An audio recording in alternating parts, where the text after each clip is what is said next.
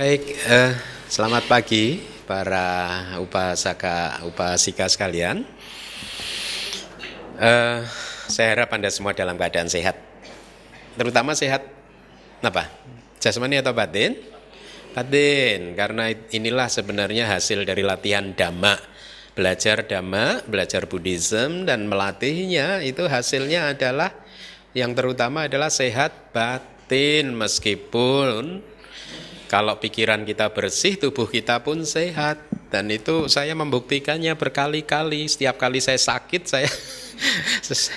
saya tidak ke dokter, tetapi saya bersihkan saja hati dan pikiran saya. Dan ternyata efeknya sangat positif. Bahkan pernah pada suatu hari, pada saat saya retreat, doing my personal retreat, di hutan saya kena flu berat karena mungkin anginnya terlalu kencang di dalam hutan, sehingga flu sedemikian beratnya dan membuat hidung saya tersumbat, benar-benar tersumbat gitu.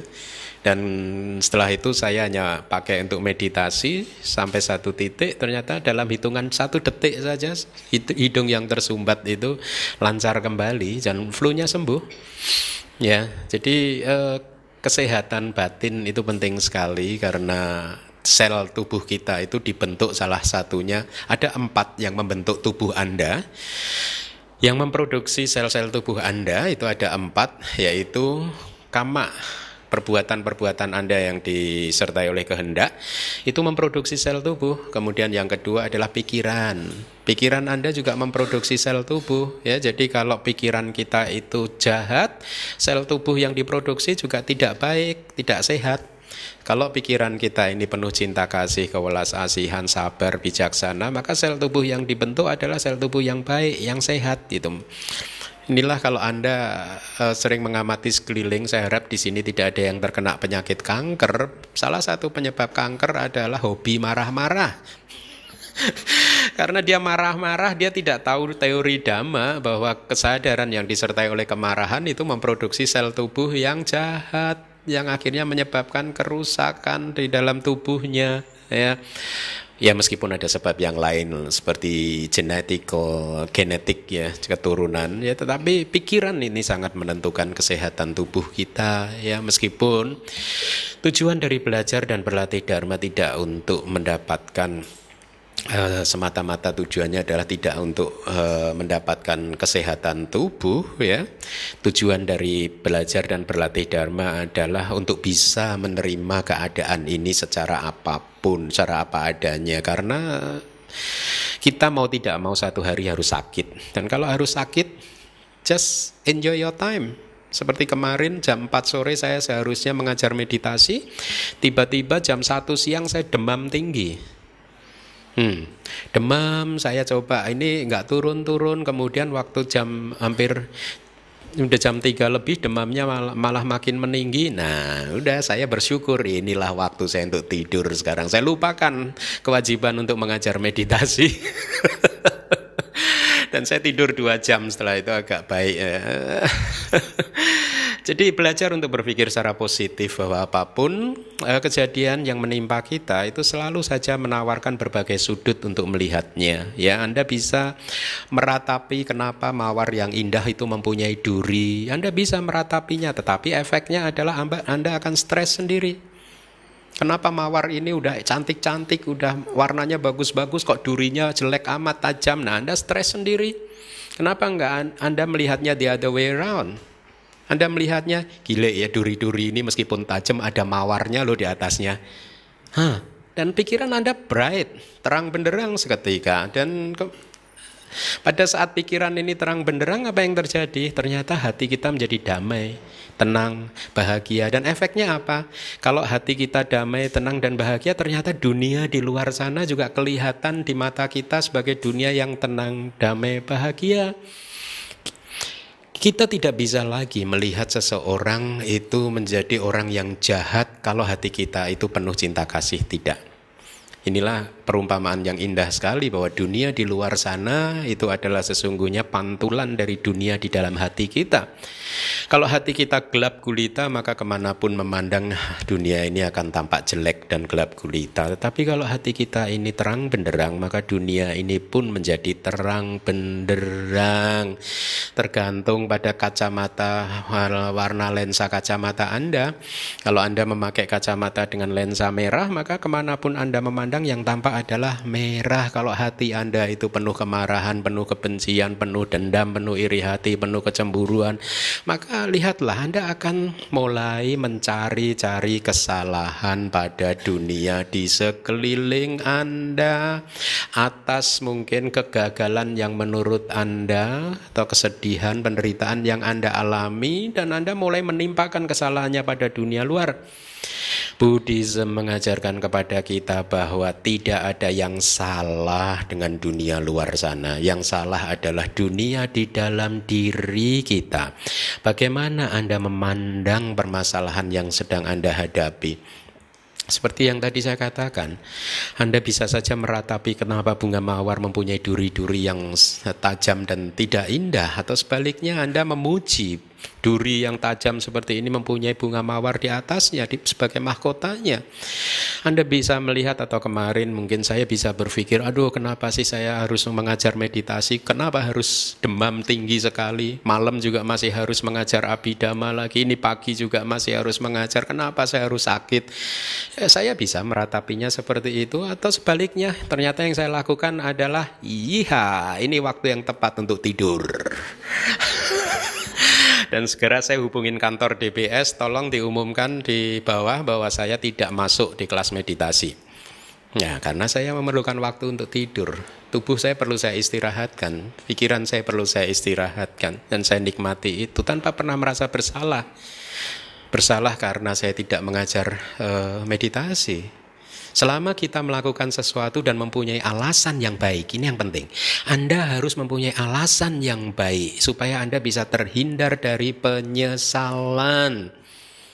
Ya, kalau Anda tidak mempunyai alasan yang baik dan Anda menciptakan alasan-alasan, maka risikonya adalah di masa depan Anda akan jatuh dalam penyesalan. Karena apa? Pada saat Anda mencari-cari alasan, menciptakan alasan, pada saat itu yang muncul hanyalah nafsu, kemelekatan terhadap keakuan kita, dan sebaliknya kebijaksanaan tidak muncul. Sehingga kelihatannya sah-sah saja membuat-buat alasan. Tetapi di kemudian hari pada saat kebijaksanaan Anda sedang tumbuh, Anda akan mampu melihat segala sesuatu secara lebih objektif lagi. Dan Anda menemukan bahwa ternyata apa yang Anda lakukan pada hari tersebut salah. Anda mencari alasan hanya untuk mencari membenarkan diri sendiri dan kemudian menimpakan kesalahan pada orang lain. Sungguhlah itu bukan perbuatan yang bijaksana. Dan inilah semua manfaat dari belajar Buddhism. Saya sudah berjuang keras selama 4 tahun sejak pulang kembali ke Indonesia untuk promoting Tipitaka, untuk mengembangkan Tipitaka, untuk mengajarkan hanya Tipitaka. Dan semester ini kita sudah belajar banyak sekali. Kalau kita hitung sejak 4 tahun yang lalu, itu kalau saya tidak salah, judul ceramah-ceramah Tipitaka saya sudah hampir 100 seri. Sangat banyak sekali, dan saat ini sedang dikerjakan transkripsinya. Semoga semester depan bisa diterbitkan. Dan itu tentu saja akan menjadi kontribusi yang sangat berarti dari DBS, dari kita, dari Anda semua terhadap perkembangan agama Buddha di Indonesia. Kenapa saya katakan itu juga merupakan kontribusi Anda? Karena saya sebagai guru kalau tidak mempunyai murid yang siap untuk mendengarkan ajaran-ajaran yang paling sulit, paling complicated, gurunya juga tidak akan pernah bisa mengajar. Karena guru, ya, dari pengalaman saya sejak tahun 2005 mengajar, saya harus memperhatikan suasana hati Anda. Dan setelah 4 tahun ini saya merasa mendapat komunitas yang baik, sehingga akhirnya kalau Anda lihat setiap hari Sabtu malam saya mengajar abhidhamma yang sangat akademis seperti itu, dan sudah lolos 1 semester ya, dengan jumlah murid yang stabil. Ini satu hal yang sangat menggembirakan. Nah, semester ini kita juga sudah banyak sekali belajar. Saya tahu, saya sadar bahwa apa yang kurikulum kita pada semester ini itu sangat rumit sekali. Ya, saya memilih topik yang sangat rumit yaitu 62 pandangan salah. Saya juga menyadari tentu Anda menemui kesulitan untuk memahami 62 pandangan salah tersebut. Tetapi 62 pandangan salah tersebut sangat penting untuk Anda pahami. Sangat penting untuk Anda benar-benar menguasai apa sih sebenarnya pesan dari 62 pandangan salah. Kita saat ini sama-sama berada di dalam perahu samsara yang sama, ya, mengembara di lautan samudra samsara yang penuh dengan penderitaan. Kita semua satu perahu. Sudah seharusnya kita saling tolong menolong, ya, karena hanya dengan tolong menolong inilah kita bisa semakin kuat untuk menempuh perjalanan yang sangat jauh ini. Kita sudah menempuh perjalanan di samudra samsara ini cukup jauh. Cukup jauh. Banyak sekali perumpamaan yang dipakai oleh Buddha, misalkan seandainya seluruh air mata kita yang sudah pernah kita tumpahkan di masa lalu, ya, pada saat menangisi seorang yang kita cintai meninggalkan kita dan lain sebagainya, itu pun air mata itu pun jumlahnya melebihi dari air di 4 samudra raya. Seandainya tulang belulang kita di masa lalu itu kita kumpulkan, itu pun tingginya akan mencapai lebih tinggi dari gunung yang tertinggi yang ada di muka bumi ini. Dan di kesempatan lain Buddha mengatakan bahwa awal dari samsara, awal dari kehidupan kita sudah tidak bisa kita tentukan lagi, tidak bisa kita temukan lagi. Kalau saat ini ilmuwan sudah menemukan Big Bang dan mereka menganggap Big Bang ini adalah awal dari alam semesta ini, terbentuknya alam semesta, dan mereka confirm bahwa Big Bang ini muncul 10 pangkat berapa? Triliunan tahun yang lalu. Ya. Itu satu Big Bang. Atau miliaran tahun yang lalu. 10 pangkat 14 atau berapa? Berapa berarti? Ya? 1 triliun kan? Kalau nggak salah 10 pangkat 14 tahun. Ya, Big Bang. Ya, ilmuwan tidak mengatakan bahwa Big Bang adalah awal dari alam semesta ini. Dia hanya mengatakan bahwa apapun yang terjadi, fenomena apapun yang terjadi sebelum Big Bang sudah tidak menentukan lagi untuk bisa dipakai sebagai rumus di dalam menentukan apa yang akan terjadi di masa sekarang dan masa depan. Sehingga mereka mengambil titik awalnya adalah Big Bang. Itu pun sudah miliaran tahun yang lalu. Pertanyaannya adalah ilmuwan sampai hari ini hanya bisa menganalisa fenomena yang bersifat material. Big Bang adalah fenomena material. Apakah Anda berpikir bahwa di dalam miliaran tahun yang lalu alam semesta ini yang ada hanya fenomena material saja? Tidak ada fenomena batin yang hidup di dalamnya? No. Buddha mengatakan bahwa alam samsara ini sudah lama sekali. Artinya apa? Bahwa kita sudah hidup di alam semesta ini bahkan sebelum Big Bang itu terjadi, karena Big Bang ini hanya satu Big Bang aja yang diketahui oleh ilmuwan. Dan Buddha mengatakan ada banyak sekali Big Bang. Ya, bumi ini pecah, terbentuk lagi, pecah lagi, terbentuk lagi, pecah lagi, terbentuk lagi, dan seterusnya. Nah, saya menggambarkan atau menyampaikan hal ini kepada Anda supaya Anda makin firm, makin kokoh persepsi Anda bahwa kehidupan ini sudah terjadi berulang-ulang.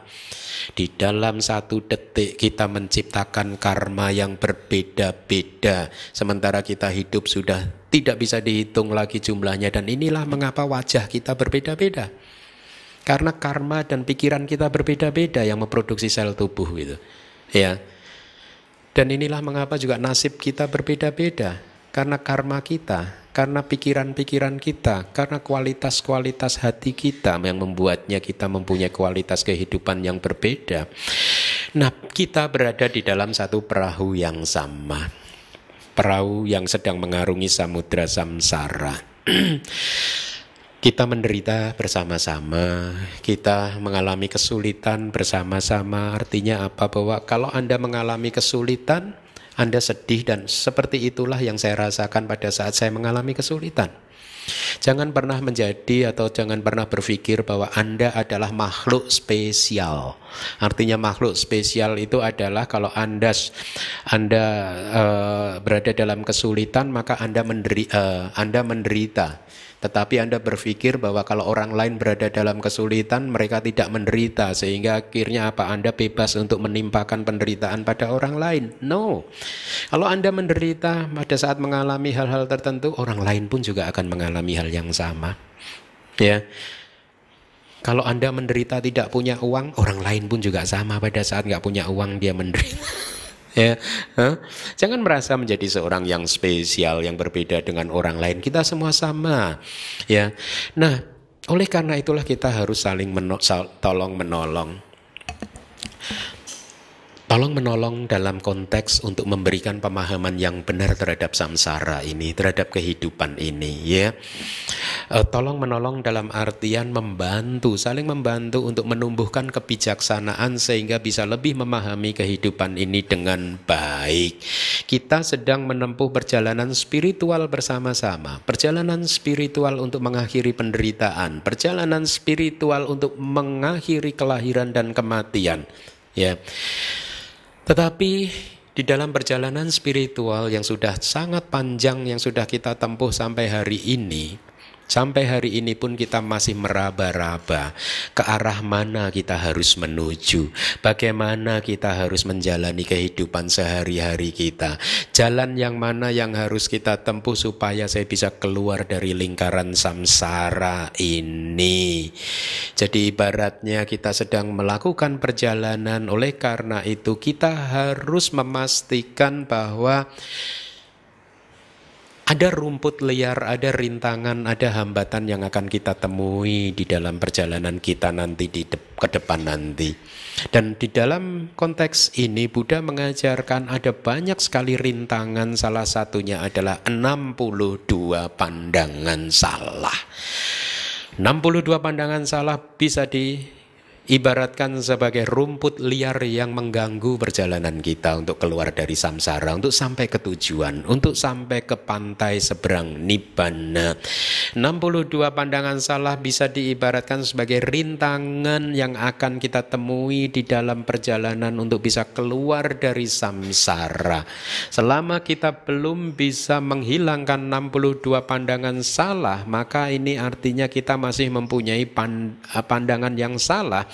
Dengan demikian, pandangan yang salah ini akan terus membuat kita lahir lagi, mati, lahir lagi, mati, lahir lagi, karena pandangan salah tidak pernah membebaskan kita. Hanya pandangan yang benar saja yang akan membuat kita bisa mengakhiri kelahiran dan kematian untuk kemudian merealisasi nibbana. Nah, perjalanan spiritual, dulu saya berpikir bahwa hanya saya saja yang menderita, tetapi penderitaan yang saya alami lebih dari 15 tahun yang lalu saat ini sudah mampu saya lihat dari sisi yang positif. Dalam artian kalau saya dulu tidak mengalami penderitaan seperti itu, maka belum tentu saya sekarang memakai jubah. Ya, sehingga saya harus berterima kasih pada penderitaan yang saya alami 20 tahun yang lalu, bahwa ternyata dari penderitaan yang saya alami kemudian muncul pikiran untuk mencari solusi yang out of the box, solusi yang tidak biasa, yang mungkin juga tidak terpikirkan oleh saya sebelumnya. Kehidupan buat saya selalu mengalir saja.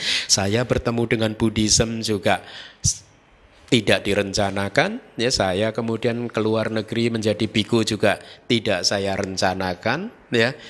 Dulu pada saat saya karena ya, saya belajar dari kehidupan, ternyata banyak sekali sesuatu yang saya rencanakan itu tidak terwujud. Malah sesuatu yang tidak saya rencanakanlah yang terwujud. Dulu pada saat sudah menjadi biku, keputusan saya adalah saya ingin menjadi biku hutan. Tapi ternyata sekarang nggak bisa. Saya harus di sini untuk bertemu mengajar Anda semua. Nah, penderitaan telah membuat saya seperti ini. Dan setelah saya pelajari banyak sekali buku-buku orang besar, tokoh-tokoh agama, ternyata ada satu ciri yang sama. Ciri yang sama adalah bahwa semua perjalanan spiritual itu selalu saja dimulai dengan realisasi bahwa kehidupan ini tidak memuaskan.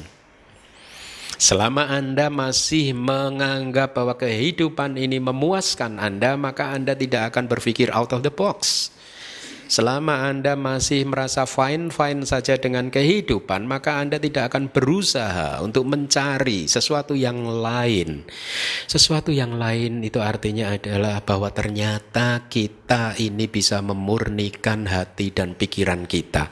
Sesuatu yang lain tersebut itu adalah bahwa ternyata hati, batin, pikiran kita bisa dibersihkan dari rumput liar seperti kemarahan, kebencian, dan semua emosi-emosi yang negatif yang sangat merusak. Ya, selama Anda masih merasakan bahwa kehidupan Anda baik-baik saja, dan selama itu pula Anda tidak akan pernah mengalami batin yang murni. Oleh karena itu tadi saya katakan bahwa pencarian spiritual selalu saja dimulai dengan realisasi bahwa kehidupan tidak memuaskan. Realisasinya bisa dipicu oleh berbagai hal. Mungkin buat Anda dipicu oleh ternyata setelah menjadi sarjana kehidupan bukannya menjadi lebih mudah. Ternyata setelah berkeluarga ternyata kehidupan bukan menjadi lebih mudah. Ya. Saya pikir tadinya hidup kalau dipikul bersama suami dan istri jadi lebih ringan, ternyata lebih berat. Malah jadi 2 kali bebannya. Dan Anda pun menyadarinya terlambat. Atau dan Anda pun terus menikmatinya. Karena Anda menikmatinya merasa fine-fine saja, Anda tidak mau mencari jalan keluar. Jadi semua perjalanan spiritual tokoh-tokoh besar dan siapapun itu, mereka selalu memulainya dengan mulai berpikir, merealisasi, ternyata kehidupan ini penuh dengan ancaman ya, tidak aman.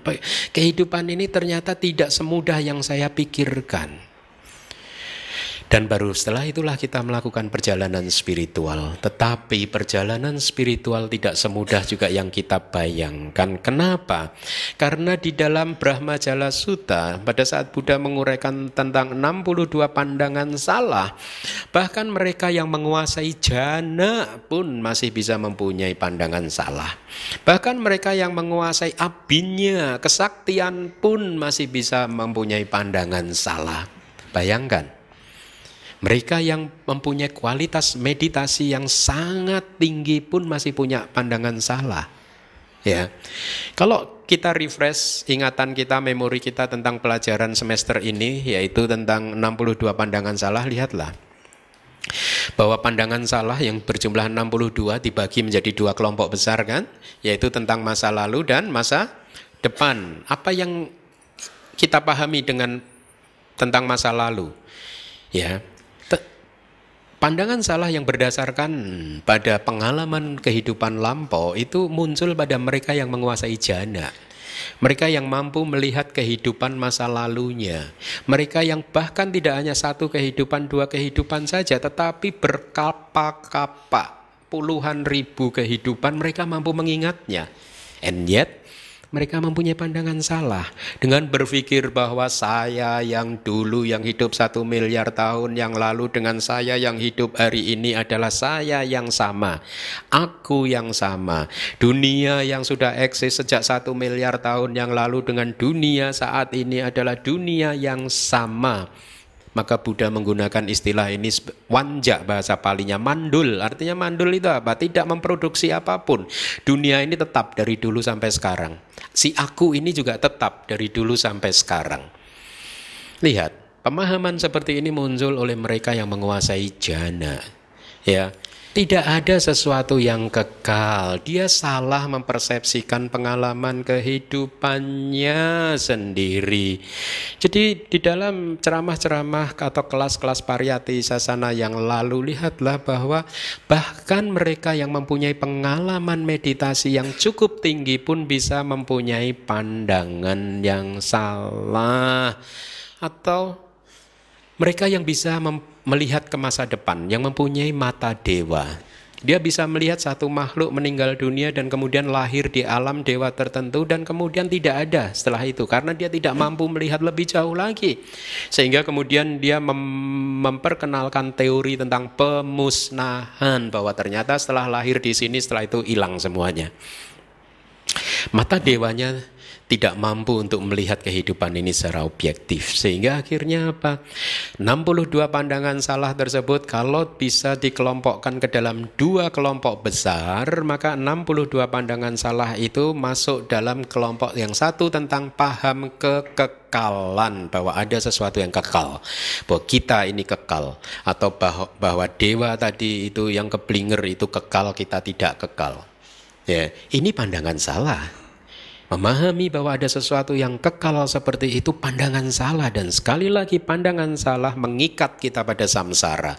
Akhirnya membuat kita terlahir lagi karena pandangan salah menghalangi kita untuk menghancurkan kilesa atau kekotoran batin. Nanti akan saya uraikan bagaimana awal dari penghancuran kekotoran batin dimulai dari menghancurkan pandangan salah terlebih dahulu, sehingga ibaratnya ini kartu domino efek. Ada banyak sekali kartu domino yang berdiri, begitu satu disentuh yang lainnya ambruk juga.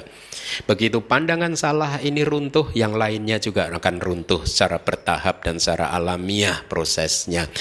Nah, 62 pandangan yang salah ini harus Anda pahami, tetapi kalau terlalu banyak Anda cukup memahami 2 hal ini saja. Ya, ini apa? Pandangan salah atau paham tentang kekekalan, ini pandangan salah. Kalau Anda berpikir ada yang kekal di dalam samsara, Anda terjebak loh dalam pandangan salah. Tidak ada yang kekal. Ya, sama semuanya seperti kita. Ya. Kemudian paham yang kedua, kelompok yang kedua adalah paham tentang pemusnahan. Teori pemusnahan yang mengatakan bahwa setelah kehidupan ini sudah tidak ada lagi, muncul karena ada seseorang yang mempunyai kesaktian, tetapi dia hanya melihat bahwa tubuh atau kehidupan ini adalah fenomena material. Dan setelah tubuh ini mati, tidak berfungsi lagi, kembali lagi ke tanah, sudah tidak ada lagi kehidupan. Selesai, pemusnahan, musnah. Ini pun juga pandangan salah. Oleh karena itu Buddha kemudian melalui kebijaksanaannya langsung mengamati segala sesuatunya. Dia tidak mengambil 2 ekstrim ini. Dia tidak mengambil paham tentang kekekalan, dia juga tidak mengambil paham tentang pemusnahan. Dia mengambil jalan tengah, bahwa ternyata kehidupan ini berputar-putar menurut hubungan sebab dan akibat dan kondisi-kondisi yang menyertainya. Selama masih ada sebab yang muncul yang belum berhasil kita lenyapkan, maka kelahiran dan penderitaan serta kematian akan terus terjadi. Dan sebab tersebut adalah kekotoran batin kita. Selama kita masih mempunyai kekotoran batin, maka selama itu pula lah kita akan terlahir. Selama itu pula lah kita akan terlahir. Apa saja kekotoran batin? Bagaimana mungkin kita bisa menghancurkan kekotoran batin kita? Kalau Anda tidak belajar Dhamma, Anda tidak mengerti kekotoran batin itu apa. Anda tidak mengerti bagaimana cara menghancurkan kekotoran batin itu. Inilah mengapa kelas-kelas seperti ini, kelas pariyati yang terstruktur menjadi sangat bagus, sangat penting buat Anda. Karena paling tidak itu yang saya alami pada saat saya berada di Myanmar, hanya belajar beberapa tahun, tapi setelah lulus ternyata pandangan saya tentang the big picture of Buddhism jadi kokoh sekali, jadi bagus sekali. Kenapa seperti itu? Karena saya belajarnya secara terstruktur, dan Anda pun juga, saya ingin berbagi hasil kebahagiaan seperti itu dengan harapan Anda pun juga bisa mengalami seperti apa yang saya alami. Ya, dengan terus belajar Anda meningkatkan pengetahuan Anda, termasuk Anda mulai bisa mengenali kekotoran batin Anda. Banyak sekali manusia yang tidak paham dengan kekotoran batin mereka. Mereka mengatakan bahwa sah-sah saja mempunyai kekotoran batin. Mereka mengatakan sudah dari sononya saya lahir ini kotor, sehingga enggak perlu lagi berusaha untuk memurnikan hati dan pikiran ini, karena memang sudah bawaan dari lahir, sudah dari asalnya, dari sononya kita ini udah penuh dengan kesalahan, penuh dengan dosa, penuh dengan kekotoran batin. Akhirnya mereka tidak melakukan usaha apapun, dan setiap hari hanya berdoa, tolong, tolong, tolong, jauhkan saya dari penderitaan, tolong. Jauhkan saya dari kesulitan, tolong. Jauhkan saya dari penyakit. Mana yang lebih baik? senantiasa mengharapkan pertolongan untuk terbebas dari penderitaan, atau membangun kebijaksanaan untuk bisa tersenyum pada saat penderitaan itu datang? Mana yang lebih baik? Yang lebih baik adalah mengembangkan kebijaksanaan sehingga pada saat penderitaan datang kita tersenyum. Woi, kamu datang juga akhirnya. Udah saya tunggu-tunggu loh sejak lama, kamu gak datang-datang. Makanya heran juga kemarin hidup setahun kok happy-happy terus, kok kamu gak datang-datang. Akhirnya datang juga, welcome.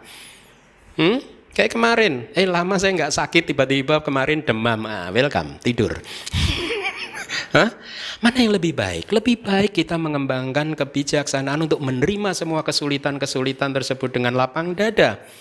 Bukan untuk menghindari kesulitan karena itu mustahil. Itu adalah hil yang mustahil.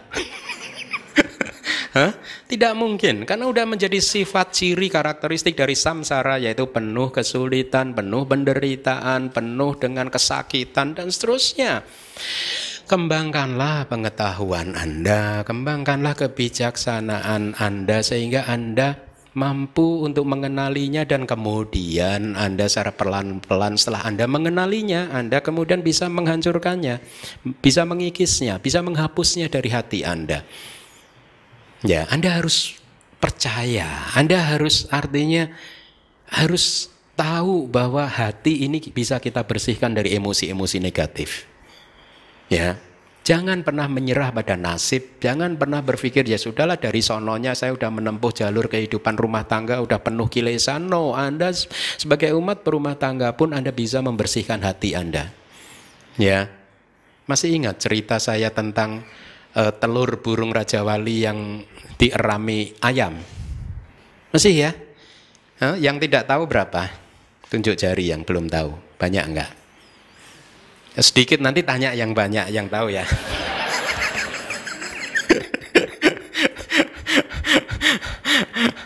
Oke, saya ulangin sebentar.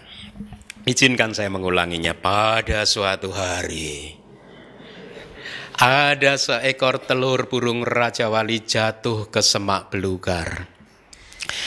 Si induk burung Raja Wali tersebut tidak bertanggung jawab terhadap telurnya, dan kemudian dia tinggalkan dan dia terbang, hilang, tidak mengurusin telur tersebut. Sampai pada suatu hari ada seekor ayam betina menemukan telur tersebut, dan out of compassion, karena kewelas asihannya, dia mengerami telur burung Raja Wali tersebut. Sampai pada waktunya tiba, akhirnya telur tersebut menetas. Dia menetas menghasilkan anak burung Raja Wali. Ya, dan sang mama karena cinta kasih dan kewelas asihannya terhadap burung Raja Wali tersebut, senantiasa memberikan kasih sayangnya dengan memberi makanan, mengajarinya bercakap-cakap, mengajarinya bersosialisasi dengan teman-teman ayam yang lain. Dan singkat cerita, si anak Raja Wali tersebut hidup di lingkungan dunia ayam. Setelah 1 tahun berlalu, dia sudah menjadi cukup besar. Setiap hari dia hidup sebagai seekor ayam. Setiap hari dia cari makan seperti teman-temannya ayam yang lain. Sampai suatu hari dia mendongak ke atas. Dia melihat ada sekumpulan burung Raja Wali gagah perkasa terbang tinggi di angkasa sana, di atas sana. Dan dia pun ingin menjadi seperti mereka. Dia hanya bisa meratapi nasibnya, dan dengan sedihnya dia berkata kepada mamahnya induk ayam, "Mama, siapakah mereka?" "Halo, ada telepon dari..." Ya bagus, karena kalau nggak dimatikan HP Anda melakukan karma buruk. Nanti HP Anda akan tumimbal lahir menjadi pager lagi.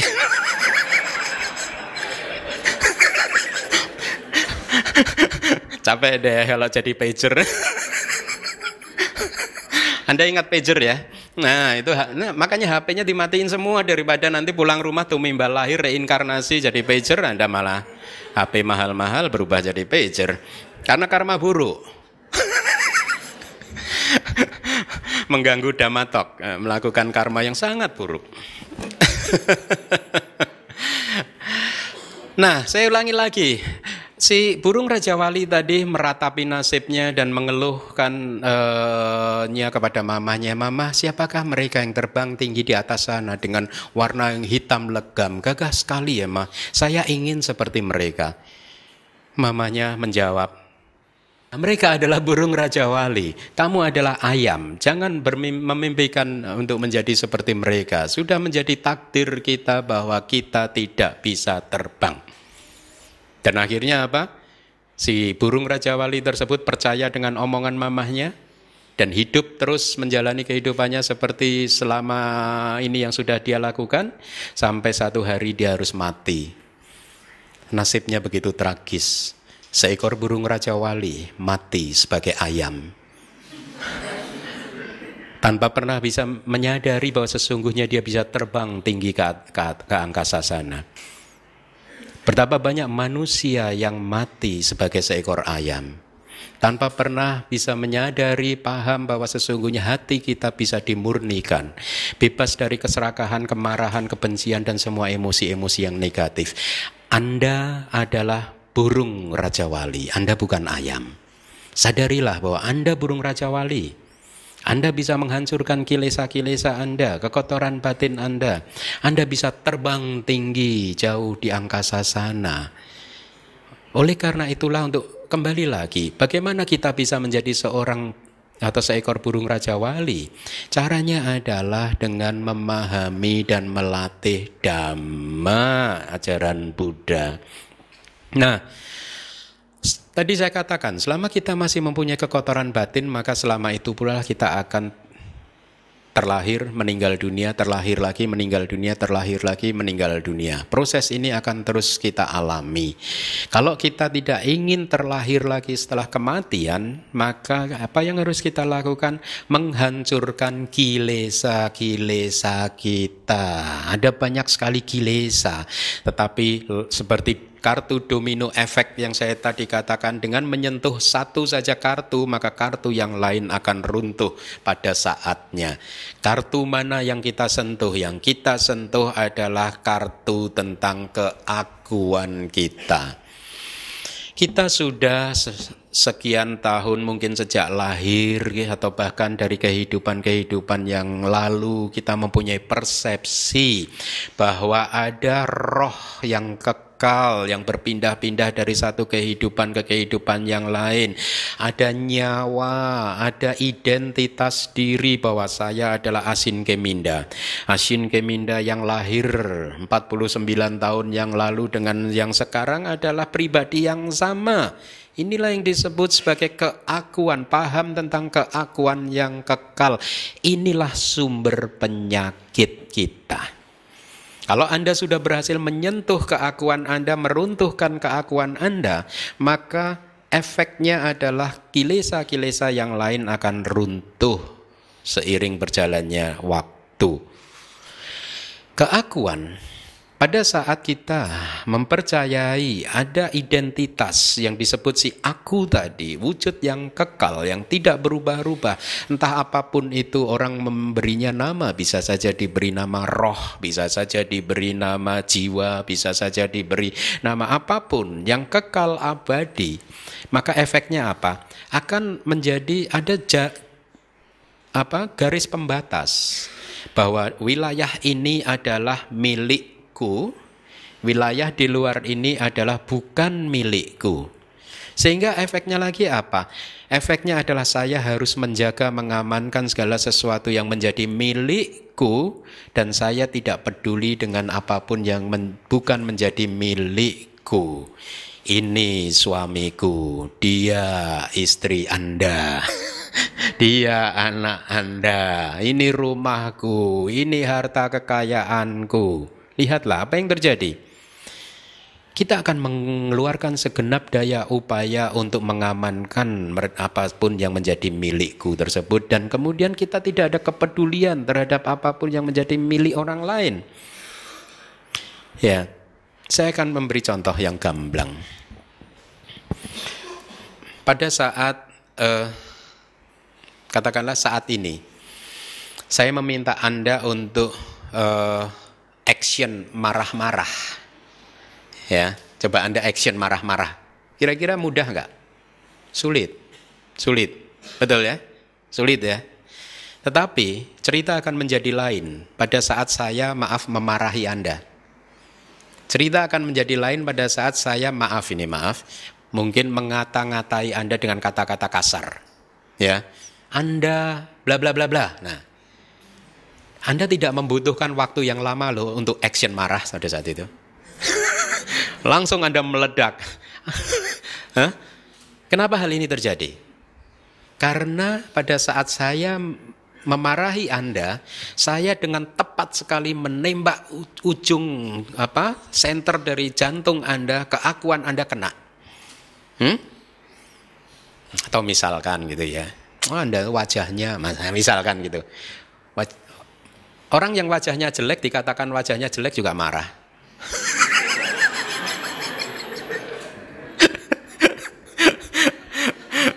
Betul nggak? Ya. Ya. Maka dengan cepat sekali kita akan marah. Ya. Karena kata-kata tersebut menghantam keakuan kita. Atau contoh yang lain yang sangat terkenal itu. Kalau misalkan Anda baru beli HP yang mahal, kemudian HP-nya pecah. Ya, apa yang Anda terjadi? Reaksi Anda? Nangis. Nggak bisa tidur. Itu HP limited edition, udah nggak ada lagi yang jual gitu ya, harganya mahal ya. Anda nangis.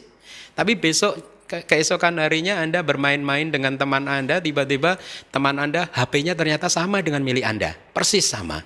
Dan tiba-tiba pecah juga. Apa ya reaksi Anda? Anda jadi Bante berceramah. Hah? Iya nggak? Udahlah, let it go. Hah? Atau coba, kalau HP ini tidak pernah pecah berarti ajaran Buddha tentang ketidakkekalan tidak benar kan? Nah, Anda mulai berceramah. Nah, tiba-tiba Anda menjadi penceramah yang hebat gitu. Inilah anicca.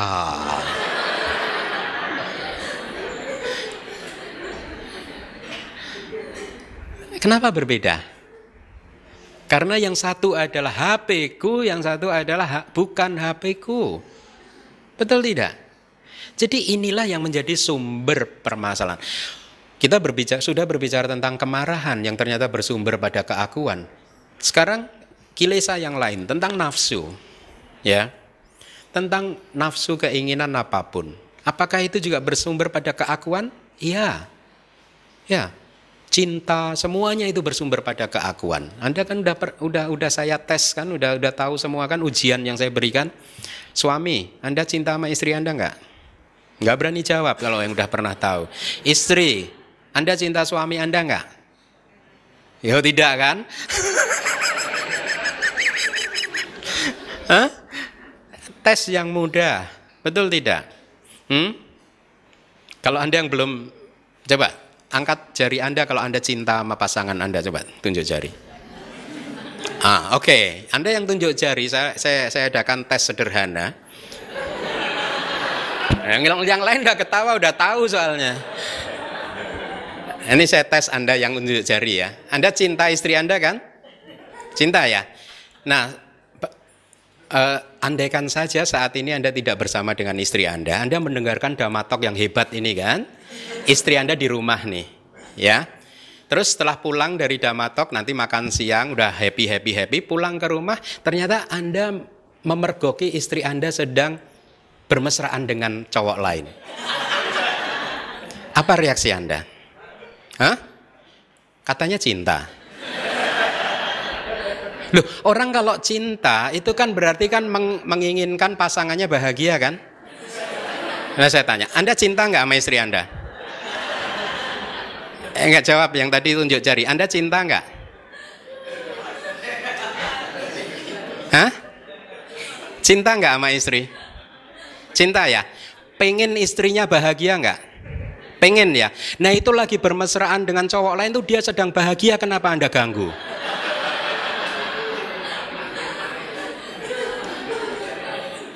Anda pengen dia bahagia nggak?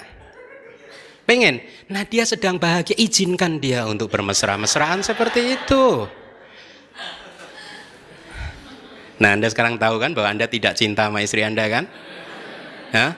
Ya, ini kata-kata Buddha. Buddha mengatakan semua orang lebih mencintai dirinya sendiri daripada orang lain. Selama istri Anda berbuat bisa membahagiakan keakuan Anda cinta. Kalau dia tidak bisa memberikan keakuan Anda rasa aman, tentram, damai, bahagia, Anda akan hancurkan dia. Lihat, apakah ini perilaku yang sehat? Apakah ini perilaku yang penuh kewelas asihan, penuh cinta kasih? Nah, manusia yang berjiwa ayam tidak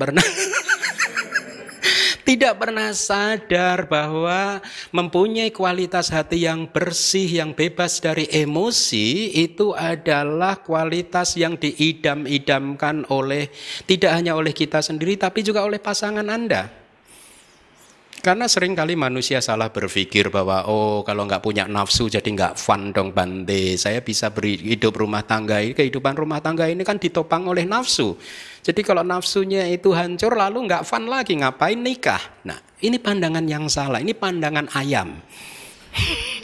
Pandangan seekor Raja Wali berbeda. Justru karena Anda sudah mampu menghilangkan keakuan dan nafsu Anda, maka Anda akan bisa mencintai dan mengasihi istri Anda dengan sempurna. Cinta yang disertai oleh keakuan bukan cinta yang positif. Karena semuanya bersumber pada keakuan Anda. Semuanya bersumber pada kemelekatan Anda. Cinta yang tersebut adalah cinta yang senantiasa menuntut pasangan Anda. Membuat pasangan Anda repot, tahu nggak? Karena Anda menuntut ini, menuntut itu, menuntut ini. Kamu harus begini, kamu harus begitu. Saya sudah banyak sekali pernah menyaksikan satu kehidupan yang sangat menyayat hati saya. Saya sering mengatakan kepada teman-teman dekat saya di masa-masa muda itu bahwa sepertinya di dalam kehidupan ini saya kehilangan masa muda. Ya, karena saya meninggalkan kehidupan duniawi ini di usia yang tidak muda tapi juga tidak tua.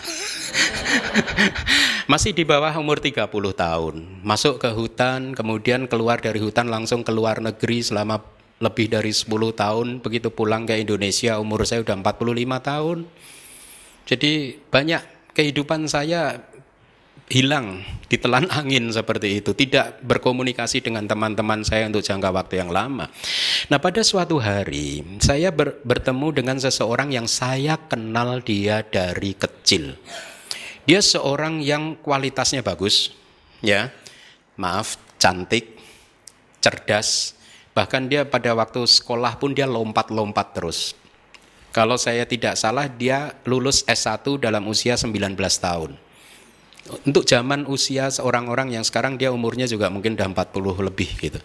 Dia orang berbakat. Perempuan ini berbakat, cerdas sekali, cantik sekali gitu. Ya. Setelah tahun 2009 saya pulang ke Indonesia, dia udah menikah. Dan dalam hati saya terkejut. Kenapa? Karena saya tidak melihat sorot wajah dia yang terang benderang lagi. Dari wajahnya saya tahu dia penuh dengan penderitaan, ya. Kemudian saya semakin terkejut lagi pada saat saya diundang menginap di rumah dia. Dia tidak mempunyai kehidupan yang cukup bagus. Secara ekonomi dia tidak cukup bagus. Dan kemudian saya sadar, inilah yang membuat dia kehilangan sorot mata yang terang benderang seperti yang saya lihat dari kecil dulu.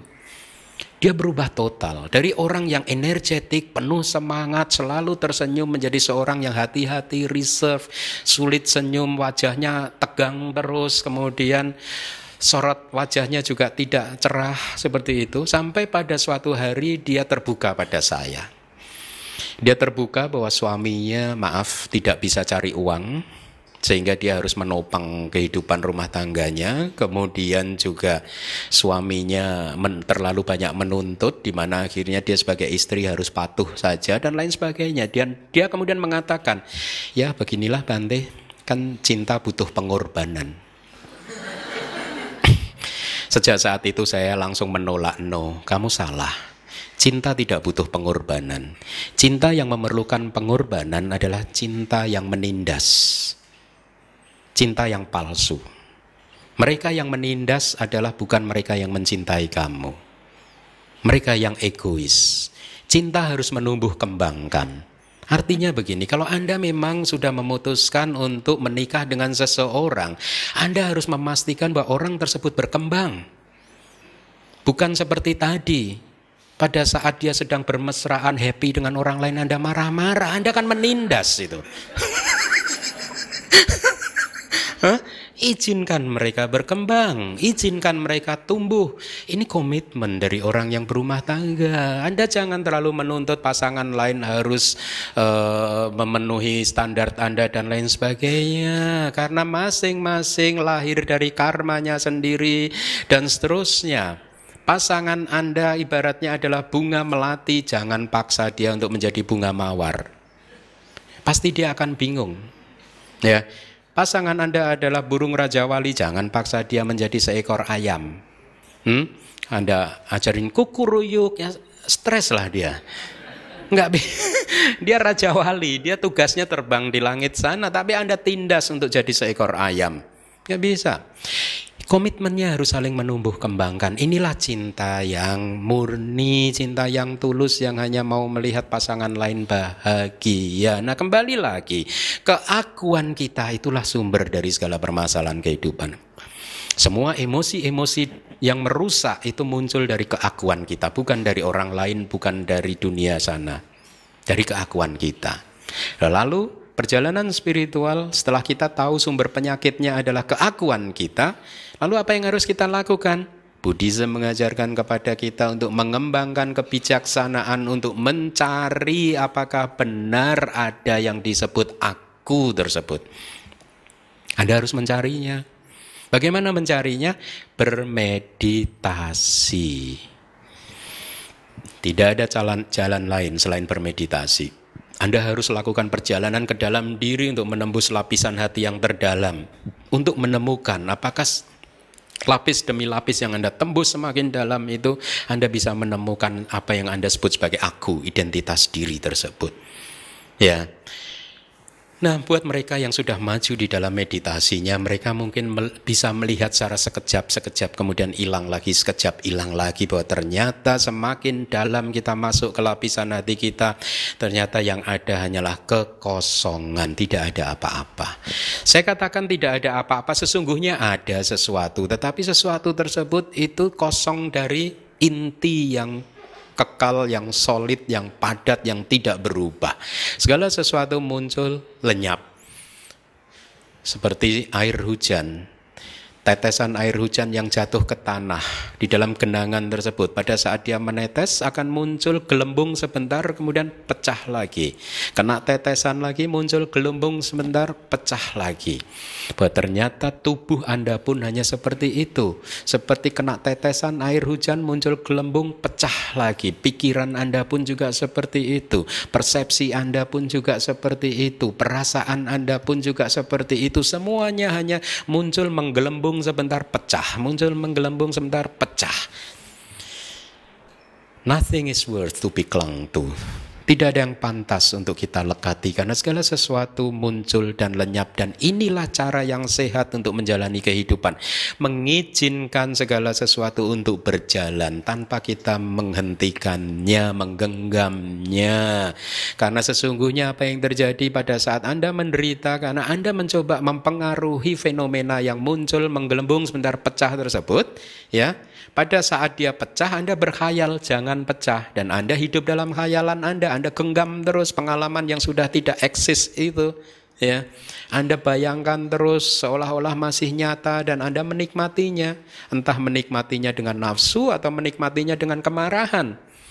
Banyak loh orang-orang yang menikmati kemarahan itu.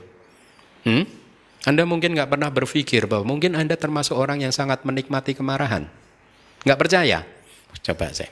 Anda pernah menyimpan kemarahan selama 7 hari nggak? 1 minggu? Marah sama orang dan Anda simpan selama 7 hari gitu.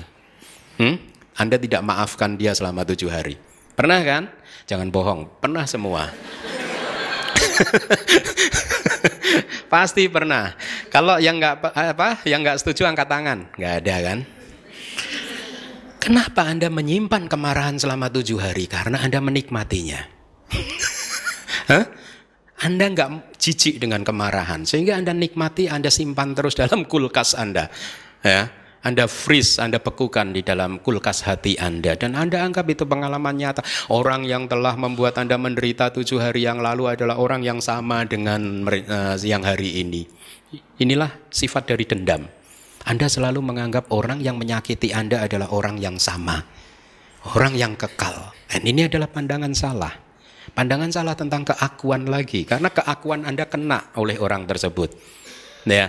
Nah, kita investigasi apakah benar ada yang disebut aku tersebut. Ya, ada di mana aku tersebut. Dan dengan meditasi semuanya kelihatan bahwa sesungguhnya apa yang disebut aku ini hanyalah fenomena alamiah antara fenomena tubuh jasmani dan fenomena batin. Keduanya hanya seperti gelembung tetesan hujan tadi, menggelembung sebentar pecah, menggelembung sebentar pecah. Ya. Tetapi karena kita sudah hidup selama bermiliar-miliar tahun dan selama ini pula kita membangun satu persepsi bahwa ada si aku yang hidup selama itu, ya, maka untuk bisa membuktikan hal ini akan membutuhkan perjuangan yang sangat panjang.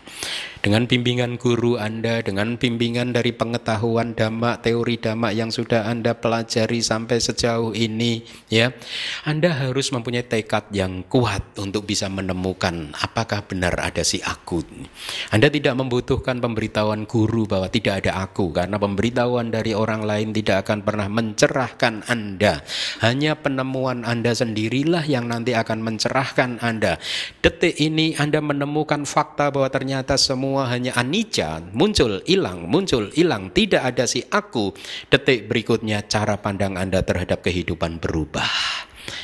Anda lebih bisa mencintai pasangan Anda lebih compassionate, penuh kewelas asihan. Anda menjadi orang yang makin sabar, makin bisa menerima apapun apa adanya, makin bijaksana, makin bisa memberikan ketenangan, kedamaian kepada orang yang berada di dekat Anda. Dan hidup Anda pun menjadi semakin positif. Sangat menarik sekali bagaimana pandangan seseorang terhadap kehidupan bisa berubah hanya dalam hitungan detik saja. Detik ini Anda mendapatkan sesuatu kenyataan bahwa tidak ada aku, detik berikutnya Anda berubah. Tidak membutuhkan waktu yang lama. Anda berubah. Dan perubahan itu akan menjadi semakin positif karena efek dari kartu domino tadi. Kekotoran batin yang lain mulai jatuh, hancur. Nah, kita masih menganggap ada aku karena kita melihatnya dari jauh. Karena Anda melihatnya dari jauh. Anda tidak pernah melakukan perjalanan mendekati keakuan tadi untuk dicari sesungguhnya ada tidak si aku tadi. Seperti halnya seseorang yang naik pesawat terbang. Anda semua pernah melihat keluar jendela. Pada saat Anda melihat gumpalan awan, yang Anda lihat adalah seperti gumpalan kapas. Betul tidak? Anda akan melihatnya kapas tersebut sebagai bentuk yang solid, yang padat. Inilah mengapa cerita-cerita pewayangan di masa lalu. Anda tahu nggak Raden Gatut Kaca itu? Kalau Anda tahu cerita pewayangan, Gatut Kaca itu wayang yang bisa terbang.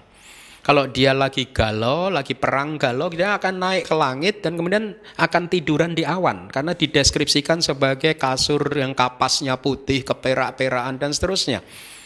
Ya ini kan pandangan dalang yang tidak mengikuti perkembangan zaman. Dia pikir awan itu seperti kasur. Tapi kita semua sekarang tahu kan bahwa awan tersebut ternyata tidak ada wujudnya, tidak ada wujud yang solid. Pada saat pesawat yang kita tumpangi itu menembus awan tersebut tidak ada apa-apa, kosong. Atau seperti kabut. Kalau Anda melihat kabut, ya karena kalau saya tinggal di puncak itu sering suka bertemu dengan kabut. Kalau kita melihatnya dari jauh, seolah-olah kabut tersebut wujud yang nyata. Ya, tetapi apakah benar bahwa kabut itu wujud yang nyata? Karena begitu Anda dekati, Anda terobos ternyata kosong. Tidak ada wujud yang solid, yang padat. Demikian pula dengan fenomena batin dan juga fenomena jasmani ini. Kalau Anda tembus melakukan perjalanan masuk ke dalam hati Anda, maka yang Anda temui hanyalah kekosongan. Tadi saya katakan kekosongan itu bukan berarti tidak ada apa-apa, ada. Seperti halnya kekosongan itu, apakah tidak ada kabut? Ada, kabutnya ada, tetapi tidak ada yang solid. Apakah tidak ada gumpalan awan? Gumpalan awan ada, tetapi bukan bentuk yang solid. Apakah tidak ada perasaan? Ada, tetapi bukan merupakan bentuk yang solid, yang padat. Mereka hanyalah sesuatu yang muncul sesaat dan kemudian lenyap, muncul sesaat dan kemudian lenyap. Nah, dengan mengembangkan samadhi, dengan mengembangkan konsentrasi melalui meditasi, Anda bisa mulai melihat bahwa segala sesuatu hanyalah muncul, lenyap, muncul, lenyap. Benda yang solid tersebut tiba-tiba meleleh pada saat terkena sinar kebijaksanaan Anda. Seperti halnya mungkin es yang membeku, tiba-tiba dia meleleh, mencair pada saat terkena sinar matahari. Pada saat sinar kebijaksanaan Anda mulai menghangatkan hati pikiran Anda, maka semuanya akan meleleh. Sehingga Anda bisa melihat dengan jelas bahwa ternyata tidak ada yang namanya aku. Dan pada saat itu Anda akan merealisasi, oh ternyata saya adalah Raja Wali, saya bukan ayam. Anda Raja Wali atau ayam? Hah? Raja Wali atau ayam? Kok hidupnya kayak ayam? Nah, kembali lagi, jadi ini adalah solusinya untuk menghindari pandangan salah. Teori pandangan salah bermanfaat buat kita untuk memberikan panduan bahwa kita di dalam pengalaman meditasi yang kita temui, jangan sampai kita jatuh ke dua kutub ekstrim. Ekstrim kekekalan dan ekstrim pemusnahan. Harus terhindar dari 62 pandangan salah. Jadi ini teori yang membatasi, membantu Anda, menuntun Anda untuk sampai ke tujuan. Ya. Nah, kemudian apa yang harus kita lakukan? Kita buktikan sendiri dengan meditasi. Lalu bagaimana meditasi ini bisa berhasil? Meditasi membutuhkan fondasi-fondasi. Dan fondasinya adalah dana dan sila. Buddha selalu mengatakan 3 latihannya adalah dana, sila, bawana. Berlatih kemurahan hati, melepaskan segala sesuatu yang menjadi milik aku. Melepaskan segala sesuatu yang menjadi milik Anda. Karena inilah latihan yang paling mudah untuk menghancurkan keakuan Anda tadi. Segala sesuatu yang menjadi milik Anda, lepaskan. Istri Anda sedang bermesraan dengan laki-laki lain, lepaskan. Enggak lah ya. Kadang hidup terlalu sulit ya kalau udah. Dana, kemurahan hati ya, adalah latihan yang paling fundamental di dalam Buddhism yang diajarkan oleh Buddha ya, karena ini adalah latihan yang paling mudah dibandingkan latihan sila ya. Kemudian fondasi yang lain adalah sila, moralitas Anda. Setiap hari Minggu pagi saya sudah memberikan tuntunan 5 sila. Ini bukanlah satu ritual yang Anda ucapkan saja tapi Anda tidak melatihnya. Latihlah 5 sila tersebut. Jadilah seorang yang bermoral, ya, mematuhi latihan-latihan moralitas Buddhis. Ya, hanya 5 saja kok. Sedikit kan? Atau mau mau diperas lagi? 5 masih kebanyakan? Hah? Ya udah saya rubah jadi 2 aja ya. Mau? Kalau 5 kebanyakan diganti 2. Apa itu 2? Malu untuk berbuat jahat dan takut untuk berbuat jahat. Takut akan risikonya. Ringan kan? Oh, 2 masih kebanyakan, Bante. 1 aja boleh.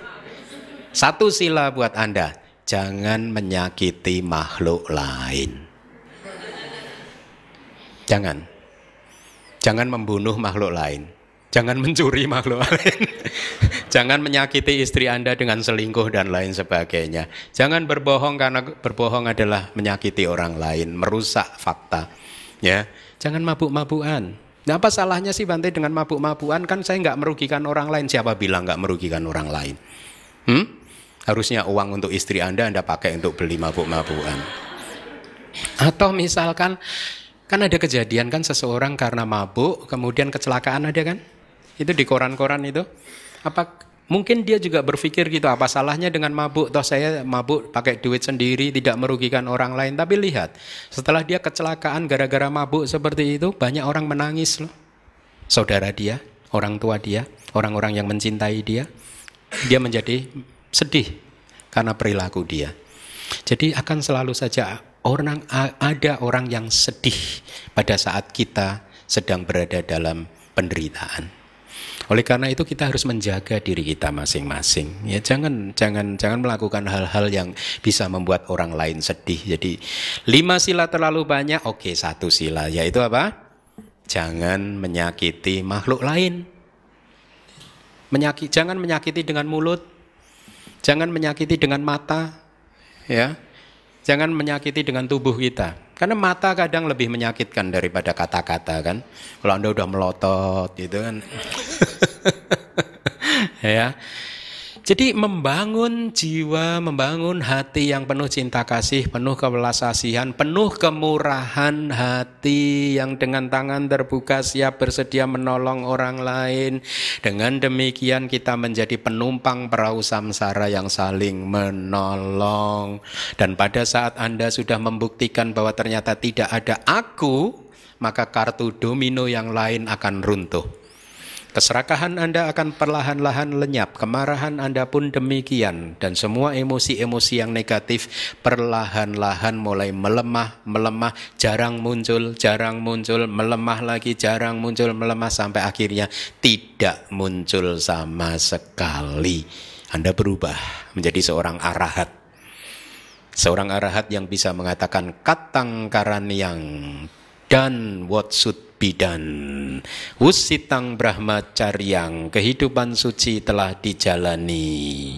Ya, dengan demikian sudah tidak ada lagi kelahiran setelah ini. Tugas kita selesai, latihan kita selesai, dan kita keluar dari samsara. Kita merealisasi nibbana, di mana sudah tidak ada kelahiran, kematian, dan penderitaan lagi. Baik, terima kasih.